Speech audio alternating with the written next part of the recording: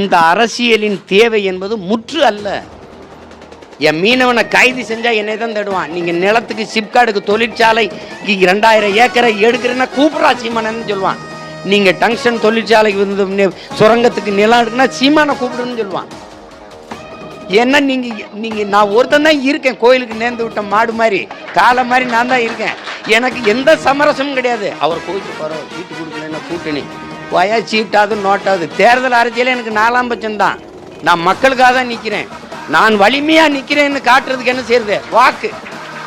நான் 36 லட்சம் வாக்கை வாங்கலை அப்படின்னா மதிக்கணும். இவர் தலைவர், மக்களுக்காக போராடுவாங்கன்னு சொல்கிறவர் தான் தலைவர். மக்கள் தான் சிந்திக்கணும்.